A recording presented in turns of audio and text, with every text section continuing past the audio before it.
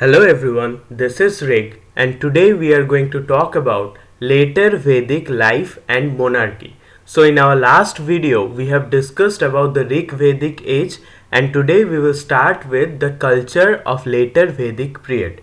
Now we are going to see the changes in the life and culture of the people, and also how the government institution changed from tribal societies to monarchy. So without doing any delay, let's get into detail.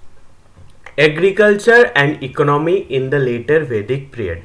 How was the agriculture and how did the economy function in the later Vedic culture? Increase in complexity of social life and economic activities from the Rig Veda Samhita to the later Vedic literature. So, in the later Vedic culture, there was increase in complexity of social life than that of the Rig Veda culture. The key crops included barley, wheat, rice, with detailed agricultural practices like sowing, plowing, reaping, threshing mentioned in the Atharva Veda. So Atharva Veda, which is the most recent Veda, last of the Vedas, it mentions different crops like barley, wheat, rice, which is known as Yava, Godhuma and Vrihi in local languages in the as mentioned in the Atharva Veda. And Atharva Veda also mentions agricultural practices like sowing, plowing, reaping, threshing, all these things. The Atharva Veda contains charms against pest and drought, indicating farmers' anxieties. So, the farmers used to be insecure regarding their crops. So, therefore, they resorted to practices like performing certain rituals or certain hymns repeatedly so that their field gets protected from pest or natural disasters like droughts. Land was occupied by extended families with general rights, but private property in land had not emerged yet. So they, unlike Rig Vedic time where there was every property was the ownership of the property was reserved to a certain community. Unlike that, in later Vedic period, the ownership was reserved to certain kinship relations, but the concept of private property was not yet developed in the later Vedic period. Household labor was the basic unit of labor, with references to slaves for hired labor found in later books of the Rig Veda. So there was household labor in the later Vedic culture, and there are also references to slaves. Now slave in Indian context is very different than that of European context. We still do not know whether they were ill treated or not, whether they were not paid, whether it was forced labor. We don't know about that. So slaves here may have been servants who worked on the basis of certain kind of payment. Next up we have the social structure and wealth distribution. How was the social structure and how the wealth used to be distributed among the members of the state? Presence of dhana stutis, hymns in praise of gifts. So stutis means hymns, and dana means to give gifts, to bestow gifts. So presence of dana stutis in Rig Veda, highlighting donations of cows, chariots, gold and female slaves made by kings to priests. So these are the commodities which used to be donated to the priest by the king in the later Vedic traditions. Concentration of wealth in society was very much visible, especially among the ruling class and the priestly class. Now rulers used to rule over the land, and priestly class were the chief advisors to the rulers. Hence the concentration of wealth was reserved in the rulers and the priestly classes only. The attitude towards gift practices was still ambivalent, as evidenced by the references in the later Vedic text. A significant donation mentioned is gift of 1,000 pieces of gold, a field, a cattle to Brahmanas by King Vishwamitra, and similar donation by to the priest Bharadwaja. So We have instances where King Vishwamitra bestows a gift of 100 pieces of gold, a field and cattle to Brahmanas, and along with that there is also an instance of a great donation to priest Bharadwaj. The Satapatha Brahmana records the gift of a cow every morning and evening to a priest, and this practice association with the Sarva Medha sacrifice. So Sarva Medha sacrifice was a kind of sacrificial ritual practiced in the later Vedic period, which meant that the person had to gift a cow every morning and evening to a priest. Iron use and artisan occupations. Now, usage of iron was a very significant development in the later Vedic period. References of iron in later Vedic literature, especially in Ajurveda and Atharva Veda. So we find evidences of iron use written in the Ajurveda and Atharva Veda. And iron has been described in languages in words like ayas, Shama and Shama Ayasa. Agricultural implements like plows were potentially made of iron as indicated by the Taittiriya Samhita and Atharva Veda. So Taittiriya Samhita and Atharva Veda indicates to the fact that plows were made up of iron. The use of iron tool in reference to smith in Atharva Veda suggests a known and developed technology. So we also get mentions of smith who used to work in the craft of metallurgical iron, and thus we understand the fact that the work of iron was a very developed technology in the later Vedic times. The Satapatha Brahmana relates iron with the peasantry and connects it to subjects or people, praja, in the Ashwamedha sacrifice. So Ashwamedha was one of the sacrificial rituals performed by the king in order to show his dominance over the land. Therefore, it has been mentioned by Satapatha Brahmana as the iron was an object which connected it to the subjects or people. Early Buddhist texts also reference iron with Suttani Pata, describing a smile of plowshare that hisses and smokes when thrown into water. So if you have seen how iron works are done, you will know that the smith uses the hot molten iron and cools it down by placing it in water, and there is a sound when that particular thing happens. A sound of hissing emerges along with the smoke from the water. So this incident has been stated in the Buddhist text also. Vedic artisans and professions. What kind of professions were there and what kind of artisans used to practice them? List of various professions in later Vedic text including carpenters, chariot makers, leather workers and potters as per as the Vajrasyani, Vajnasnei Samhita and Tatriya Brahmana. So these two texts mention different kind of practices, different kind of modes of subsistence in the later Vedic times. Vocation also included doorkeeper, charioteer, attender, drama, mat maker, smith, plowman, astrologer and many more. So these are the other occupations which were practiced then. Physician, washerman, hunter, fowler, ferryman, servant, barber, cook, boatman and messenger were also mentioned as professions. Wagons drawn by oxen were a common mode of transport, with chariots, which are also called rathas in the local language, used for war and sport, highlighting the significance of these professions. So chariot making was a very significant profession in the later Vedic times. Trade was prevalent, even though it is mentioned in various parts of the later Vedic traditions, but still we don't know what was the intensity or how much of the commodities were used for trading. Education, leisure and music. what kind of entertainment practices was there in the later Vedic period. The Satapatha Brahmana details the Upanayana ceremony, initiating the young boy into Brahmacharya, a stage of celibate studentship.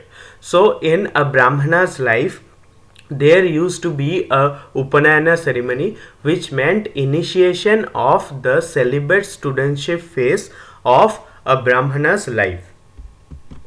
Leisure activities for elites included chariot racing, dancing, music, and dancing with musical instruments like agati, drums, flutes, lutes, and harp of 100 strings, which is also called vana, being very popular. So these are the musical instruments with which people used to get entertained during the later Vedic times.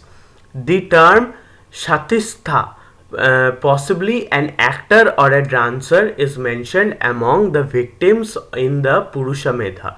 So in the Purushamedha, a term Shatistha has been mentioned, which means a dancer or an acrobat. Yajurveda mentioned Vamsha Nartin, which means a dancer or acrobat, indicating a rich cultural life with various forms of entertainment. So there was diversification in the forms of entertainment also. Hence, the culture during the later Vedic period was very much complicated and complex.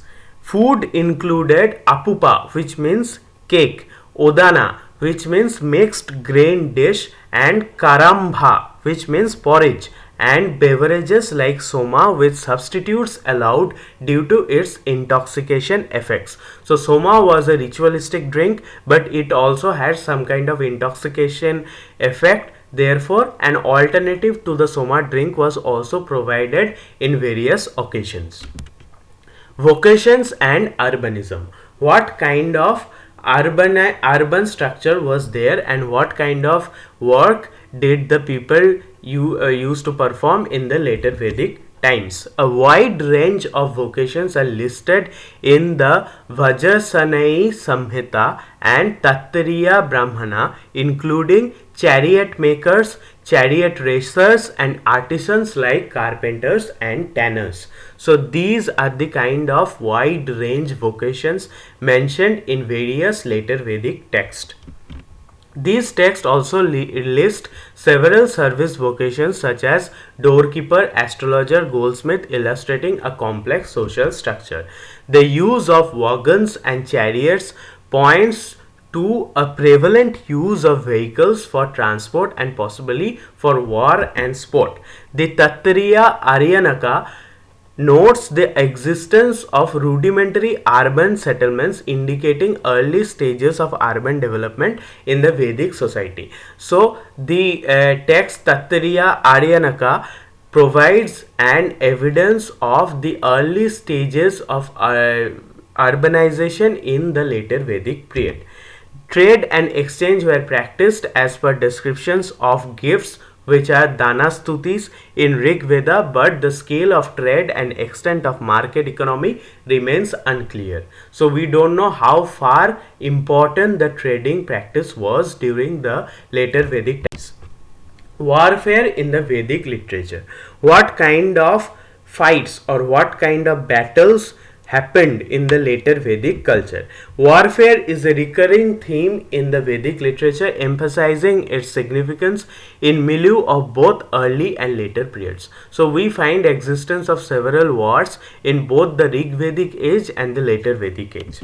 The Rig Veda Samhita, specifically Book 1, recounts the large-scale battle involving 20 kings with 60,099 warriors participating, demonstrating the prevalence of conflict and organization of the early Vedic societies. So this battle has been written very properly, which is also called as Battle of 10 Kings. So in that 10 kings, 20 kings fought along with 60,099 warriors. War influenced societal structure and leadership roles. So who won the war had the power. So winner always writes the history, and this is the trend which traces back to the Vedic times only. Such descriptions illustrate the beginnings of hierarchical organized political entities that would lay the groundwork for monarchies. So such organizing capabilities, such kind of administration lays the groundwork for the formation of monarchies in the later Vedic times. The frequency and scale of these conflicts likely necessitated more centralized and robust leadership. So when there is a war or a fight of great intensity, that needs a centralized and robust leadership. From tribes to states, how did the society change from the tribal culture in the Rig Vedic phase to state and monarchical culture in the later Vedic phase? 6th century BC marked the significant shift from kin-based tribe to structured monarchical states and oligarchic states as per historical and archaeological records. So about the archaeological records, we will discuss it in our next episodes of the Vedic age, but for now let us know for a fact that in 6th century BC there was significant shift from the tribal form of government to monarchical form of government, and that has been evidenced in all aspects of the Vedic sources.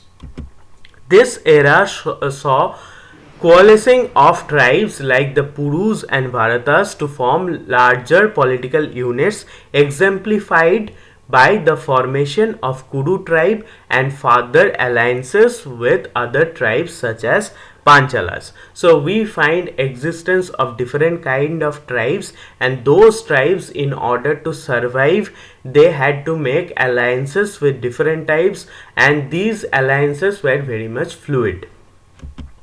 Evolving political landscape is captured in the Vedic text, which reflect a transition from tribal polities based on lineage to territorial state structures. So from tribal society we go into a territorial state structure.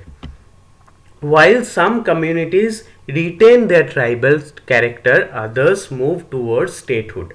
So it's not that all of a sudden all the tribal societies came to be transitioned into the monarchical state. No, it was not all of a sudden. Some of the societies maintained their tribal organization, but mostly every state, every kind of organization during the later Vedic times became monarchical. Evidence from later Vedic texts suggests that territorial states did not exist during this period. So, evidence from later Vedic texts suggests that states as a territory did not exist during this period, but there was formation of monarchy.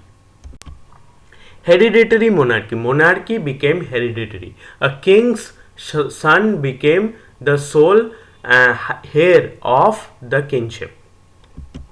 The role of Rajan in the Rig Vedic text evolved from a tribal leader to a more established figurehead, protector of people and settlements, especially the Brahmanas. So, the role of king evolved from that of a tribal leader to a monarchical head who is the protector of the people and settlements, and also the Brahmanas.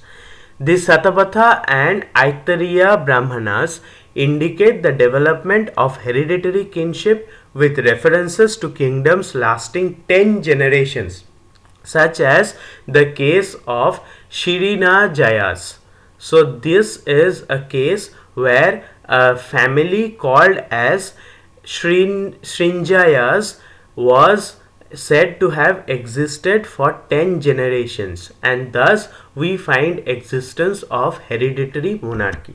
The Satapatha Brahmana and Aittariya Brahmana provide insights into the establishment and consolidation of hereditary succession. So the rule of succession was very much simple during this time, from the tribal character where power, one who was most powerful used to be the leader. We find the son of a king becoming the leader.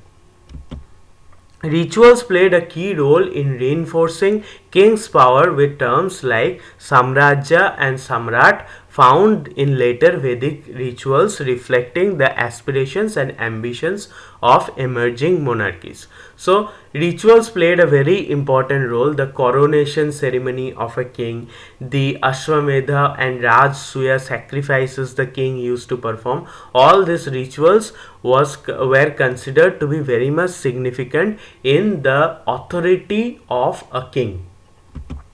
These transitions from lineage-based leadership to hereditary monarchy were accompanied by changes in social order. So, there was a change in social order along with the change in the leadership role. Monarchy and the Vedic ideology. How did this function with one another? How did monarchy change the Vedic ideology? The rise of monarchy brought about speculations and ideologies to provide a legitimizing framework, often drawing connections to the divine realm. So, king was considered to be a divine entity in the later Vedic traditions. The Aitareya Brahmana narrates an instance where the defeat of demons by gods led to the realization that a king was necessary to maintain order and lead victory against chaos. So in Aitareya Brahmana we find an incident where gods defeat demons, and as a supervisor gods place a king on earth to take care of the earthly matters. So this was an incident which shows us that there was a divine connection between the king and the gods. At least people used to believe in such theories. The narrative implies that the monarch's role was divinely sanctioned and necessary for the stability of society. So a monarch, people believed that a monarch was a person who was appointed by the divinities in order to take care of earth. The importance of king was further emphasized through rituals such as the Rajasuya ceremony, where the king was presented as a central figure and a protector. So these ceremonies were very much sacred, and the Rajasuya ceremony was such a ritual where the king was presented as a central figure and protector. The king's connection with divine entities was also highlighted in the Satapatha Brahmana, asserting that the king gains identity with Prajapati through the performance of Vajapaya and Rajasuya sacrifices. So, the king used to be linked with divine entities, and those kind of rituals used to be performed where the king could establish his authority on the world basing on the fact that he was appointed by gods. The Rajan's ascendance to power. How did the Rajan became so powerful? How did he gain so much power? The Rajan, distancing himself from king, assumed the role of a supreme political power, a transition that was underscored in the ritualistic Vajapaya sacrifice and Rajasuya ceremony. So the Rajan or the king distanced himself from the kinship relationships. So in the Rig Vedic culture, we find that the king and his family were given very much importance. But here, the king was distanced from his own kinship relations, and that made him the supreme political power of a state. These ceremonies were not merely symbolic but also reinforced Rajan's victory and control over his realm, with the outcome predecided and known. So these ceremonies established Rajan as the supreme ruler of the people appointed by the gods. And what were those ceremonies? They were mainly the sacrificial rituals like Vajapaya sacrifice, Ashwamedha sacrifice and Rajasuya ceremony.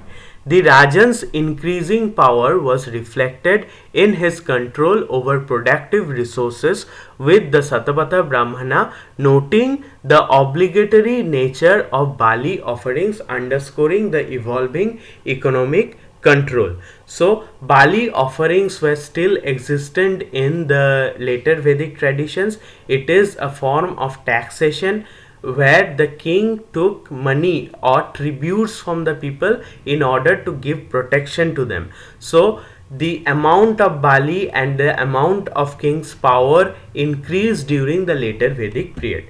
The term Vishwamatta, eater of the people, found in the text indicates the king's role as a consumer of what the people produced. So eater of the people does not mean he was very much aggressive and violent or very much torturous towards his subject. No, eater of the people means eater of the produces that the people of his kingdom made. So he had a right over the producers of his own subjects. Collection of Bali points to an increasing organization of states revenues in the and the centralization of wealth. So wealth was controlled by the central power, that is the king, and the collection of Bali in huge amount projects to the fact that the power and authority of the king increased a lot during the later Vedic. So in the Rig Vedic time, we find existence of various tribal assemblies like the Sabha, Samiti and Vidhata. We are going to know what happened to those in the later Vedic period. The Satapatha Brahmana highlights the diminishing power of the traditional tribal assemblies like Samiti and Sabha with the rise of monarchy. So with the rise of monarchy, the power of Sabha, Samiti and Vidhata decreased a lot. They were only honorary assemblies. The king's prayers for the support of these assemblies, as mentioned in the text, suggest their continued existence but also their reduced influence in political decision making. So in the Rig Vedic times, these assemblies were very much significant, and the king was responsible to answer the people regarding his policies through these assemblies. But in the later Vedic period, we find that there was existence of them, but they did not hold any power of importance. The transition from collective tribal decision making to a centralized hereditary monarchy marks a significant shift in governance during the later Vedic period. So the transition from a collective decision to a singular decision making authority.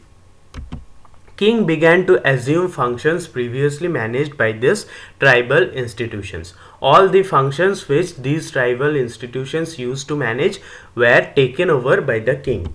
The shift points to a broader transformation in Vedic society from a more egalitarian structure to one where power was concentrated in the hands of an individual or a ruling dynasty. So, power was concentrated in the hands of a dynasty, a family, or one single person only. And we find that in Rig Vedic times, the king relied on the support of these sabhas and samitis. But in the later Vedic time, king was the head of everything, and much of the functions of the sabha and samiti were taken over by the king. King and his counselors, who were the advisors of the king.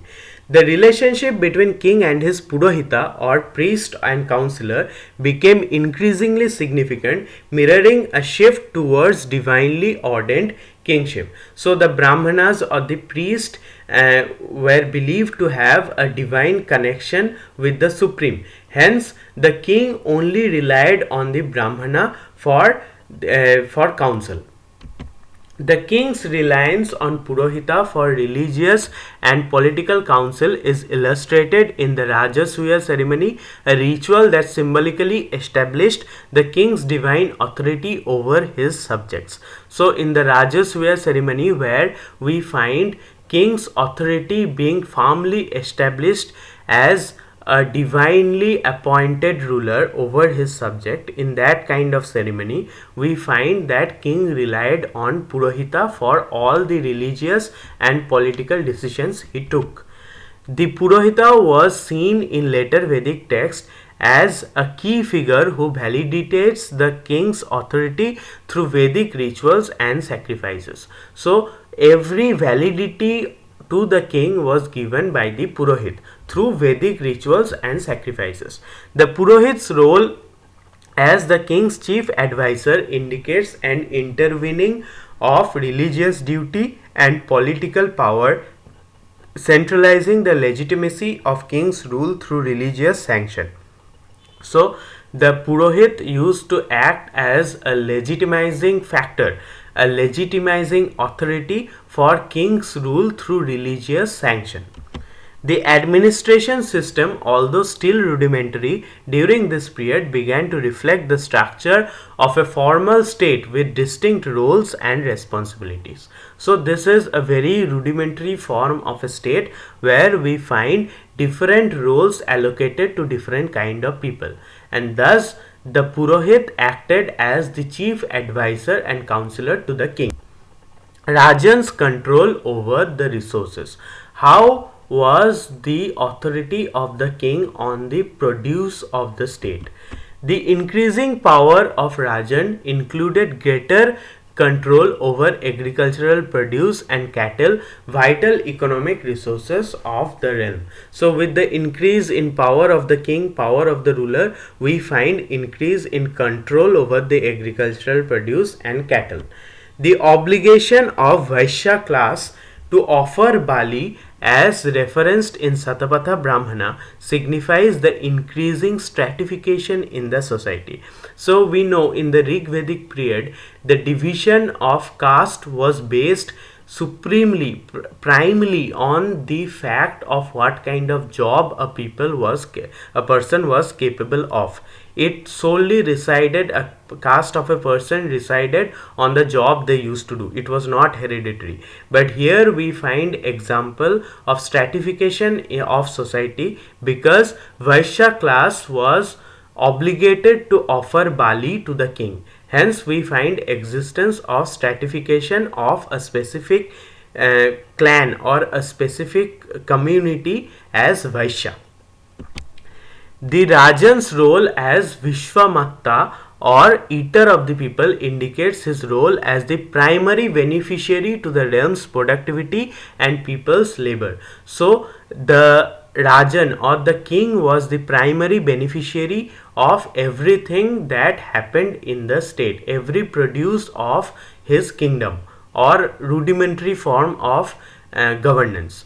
Therefore, he was called as Vishwamatta or the eater of the people. Here it means that eater of the people's produce. The collection of Bali, although not yet a structured system of taxation, reflects an early form of revenue collection for the monarch. So Bali is the earliest form of revenue collection that we find in the Indian subcontinent.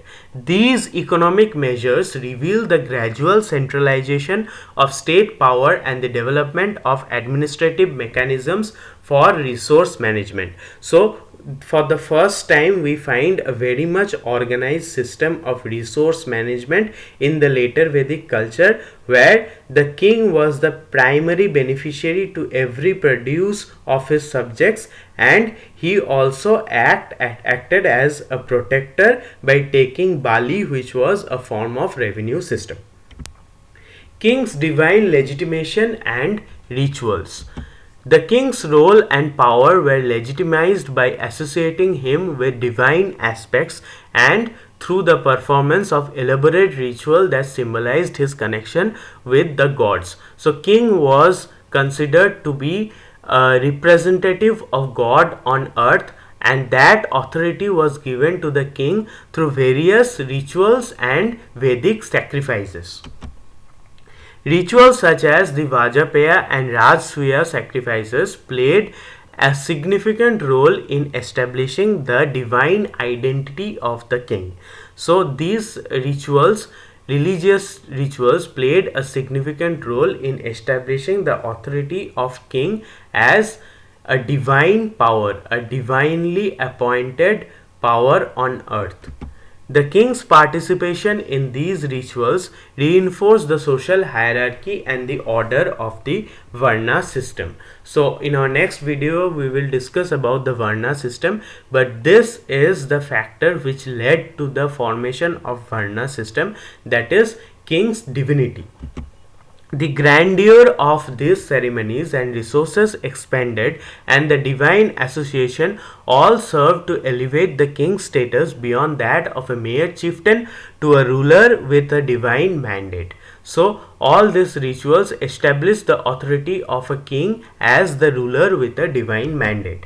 The king's role as a mediator between the divine and the earthly realms was crucial for maintaining ideological foundation of his power. So, the whole of his power resided on the basis of an ideology that king was appointed by God on earth.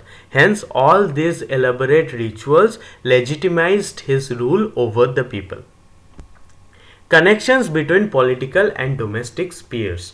How was the connection between the political decisions taken and their impact on the domestic life of the people? The political and domestic spheres were closely linked with king's role as the custodian of order, extending into the realm of household and familial responsibilities. So the king's role was very much diversified, from taking big political decisions to taking role in familial responsibilities also. The Brahmanical text implicitly recognize these connections, underscoring the comprehensive nature of a king's authority. So the king's authority was very much comprehensive, and his role was very much diverse, ranging from the big political decisions to household activities. The king's control over domestic sphere was not only about political dominance but also about maintaining social and cosmic order. So all this thing necessitated the maintenance of the cosmic order in the Vedic period. The king's duty to uphold dharma extended to ensuring the welfare and prosperity of his subjects both in public and domestic domains. So all these roles ensured the prosperity of king's subjects both in public and domestic domain. The a holistic view of kingship in later Vedic period encapsulates the monarch's role both as a divine agent and a protector of his people, shaping the early concepts of statehood and governance. In this view, we find the existence of a rudimentary form of state and governance where the king functioned both as a divine agent and a protector of his people. Now, overview of life and monarchy of the later Vedic period. What are the concluding factors we can draw from the entire description between monarchy and everyday life of the people during the later Vedic times? Social stratification. Society became more stratified with distinct roles for Brahmins, Kshatriyas, Vaishyas and Sudras as detailed in the Vedic text, reflecting a shift towards a more rigid social hierarchy. So here society became very much rigid and the hierarchy was based on hereditary. Agriculture emerged as the economic backbone, with mentions of crop cultivation and cattle rearing becoming increasingly prominent, indicating a settled agrarian lifestyle. So in the Rig Vedic culture, we find existence of pastoral activities as the prime form of subsistence, but in later Vedic period, we find agrarian settlement becoming increasingly prominent. Rituals and sacrifices continued to play a significant role, with domestic fire rituals becoming a part of everyday daily life, reinforcing religious duties and social norms. The transition from tribal assemblies to a centralized monarchy marked a shift in the political structure, highlighting the growing power of the king. So we find king becoming increasingly powerful in the later Vedic period. Kings started to control key resources like agricultural produce and cattle, signifying an early form of economic centralization of state power. So we find centralized control over the people during the later Vedic period. Rituals such as Rajasuya established the king's divine authority, elevating his status and solidifying his role as a mediator between the divine and the earthly realms. The Purohita gained prominence, advising the king on religious and political matters, thus intervening religious sanction with political legitimacy. So we find a religio-political system of governance during the later Vedic period. The formation of rudimentary administrative system, including the collection of tributes, foreshadows the development of a structured state and governance mode. So we find first formation of a rudimentary administrative system which later became a territorial state in the period of Indian ancient history. So that was all about the everyday life and the emergence of monarchy in the later Vedic period. In our next video, we are going to discuss about the Varna hierarchy, where we find the social stratification becoming very much rigid. So stay tuned for the next video, and please go through all the other videos, because this series on the Vedic culture will give you valuable insight in very much detail. And also I am mentioning all the sources from which I have gained the information. So please go through those also and let me know how did you like it. So that was all for today. Thank you, and as usual support me so that I can bring brighter contents in future. Thank you so much.